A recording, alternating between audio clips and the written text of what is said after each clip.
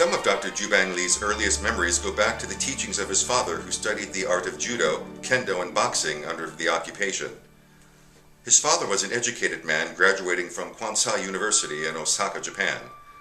Dr. Lee recalls that he and his brother began learning the martial arts the moment they started walking. Prior to the end of World War II, his father brought him and his brother to the So-Kwang Temple near Hanam Province, which is now part of North Korea. His father asked Suam Dosa, a monk from the temple and also a close friend of his, to accept his two sons as his students. Dr. Lee was only 4 years old at the time, and his brother Joo Bang Lee was 5. Monk Suam Dosa was a hermit monk living in the temple and happened to be an heir to a particular form of martial art combat skills referred to as Yang Kwan. This was a very secret form of combat that had been passed down from generation to generation. It is a unique fighting methodology that was practiced by the Hwa Rang warriors, an ancient Korean warrior class of knights. These knights were considered the greatest group of warriors in Korean history. The style included both hard and soft techniques, joint manipulation, grappling, power development, and a wide assortment of weaponry.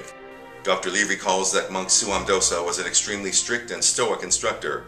In the over 10 years while they were training under him, he never cracked a smile. He hardly talked and only showed a technique once, and they were expected to memorize it and practice it correctly. Typical training with the monk was a full-day affair. Waking up as early as 5 a.m. each day with warm-up training for at least an hour, he and his brother were then required to serve their master by bringing breakfast and cleaning up until 8 a.m. Training for 4 hours, cooking and eating, then training again for another 4 hours. After which he would learn the mental skills and the ancient healing methods of the art of Shingon and Insul. Together they trained from 8 to 9 hours a day.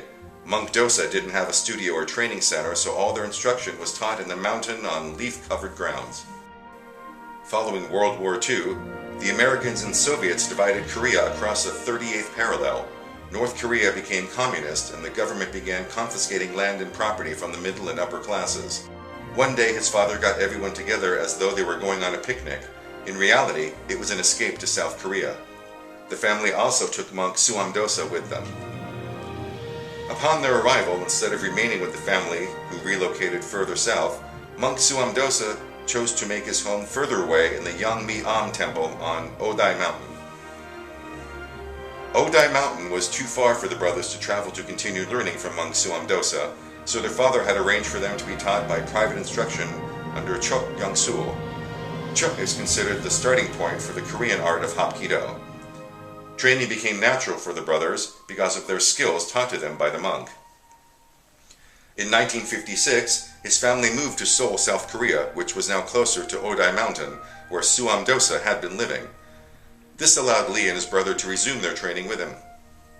Their relationship was far more than a father and son relationship, which lasted for almost 30 years, from 1942 to 1969, until Suam Dosa passed away. By this time, Lee had earned a degree in Oriental medicine and was eager to teach this rare art form.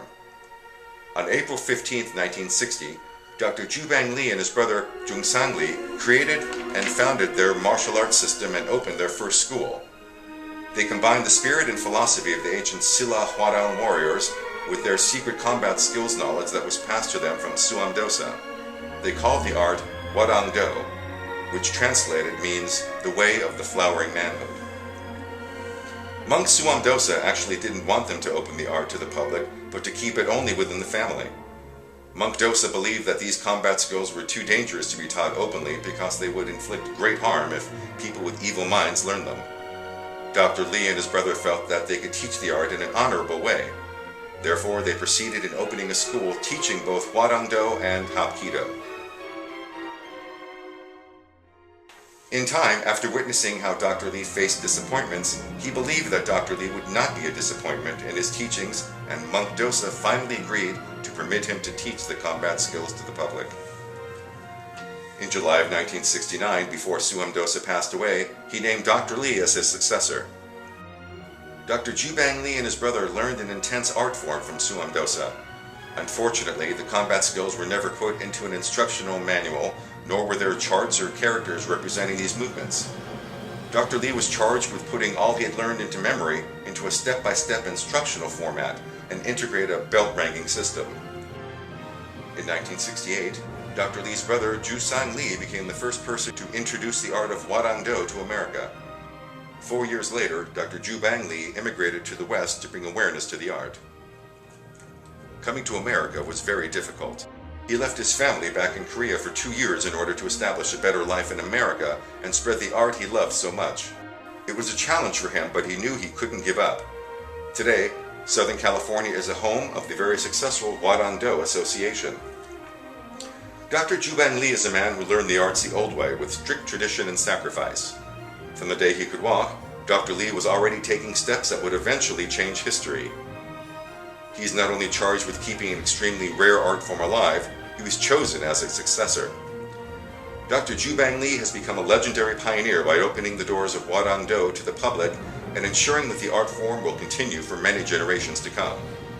Through his schools, his students, his books, television appearances, and more, he has brought awareness to the beauty of the Korean culture and the positive influence the arts have to offer. He's a man that is respected by his family, friends, and many students here today who show their support for him. Therefore, it is with great admiration and respect that the Martial Arts History Museum inducts Dr. Joo Bang Lee, the founder of Hwa Rang Do, into the museum's Hall of Fame.